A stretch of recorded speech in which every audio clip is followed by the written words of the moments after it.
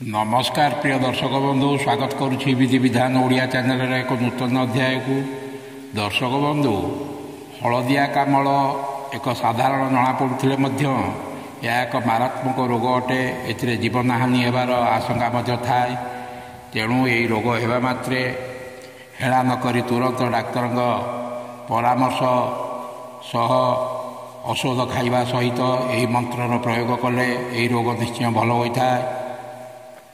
ए विषय रे मंत्र विषय जाना पूर्व कही रखुच्छी कि दर्शक बंधु जदि आप मोर ये चैनल को नुआ कर तेज चैनल को प्रथम सब्सक्राइब कर दिंतु। पाखे थी बेल आइकन को क्लिक कर दिंतु। फल मैं अपलोड कर समस्त शिक्षणीय वीडियो नोटिफिकेशन आपड़ सर्वप्रथम पाइपर और वीडियोटी भल लगे लाइक शेयर कमेंट निश्चय करेंगे। दर्शक बंधु हलदिया कामल हेले एथिरे गोड़ हाथर नख हलदिया पड़ जाए, जीव हलदिया पड़ जाए, आखि मध्य हलदिया पड़े एवं खाइबा को अरुचिकर बोध होता है। तेणु यही रोगरे पौड़ पानी पीवा सहित सर्वप्रथम डाक्तर परामर्श सहित यही मंत्र को प्रयोग करंतु। यही मंत्र प्रयोग करने द्वारा आपण निश्चय भल हो जाते।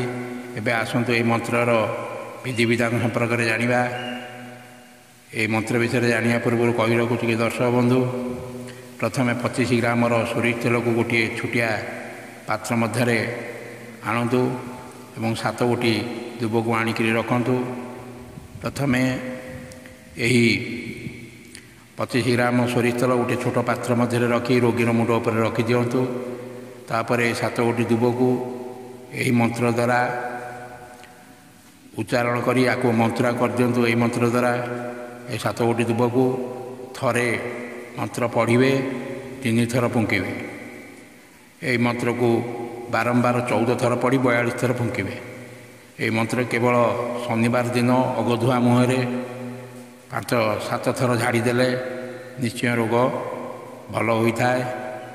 एवं आसतु जानिबा ये मंत्रटी को। मंत्रटी यही प्रकार ओम क्लीम ह्रीम वनदुर्गा दिगबारिणी अमुकाई को जे हलदिया कामल रोग आक्रमण करिछि बेगे छाड़ी जाओ जाऊ न जाऊ बोली कहार आज्ञा ईश्वर पार्वती को कोटि कोटि आज्ञा।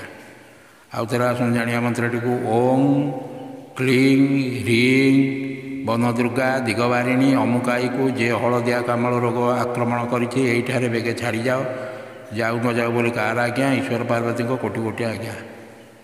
ये जोठार अमुकाई अच्छी अमुकाई जगार रोगीर नाम को सेठारे जोड़ी यही मंत्रटी को उच्चारण करेंगे। 14 थर पढ़े 42 थर फुंकिबे। यहीपरि शनिवार दिन मंत्रटी को शनिवार दिन अगधुआ मुहरे ही प्रयोग करेंगे। आशा करुँचे भिडियोटी आपको निश्चिंत भल लगी। रोचे धन्यवाद। नमस्कार।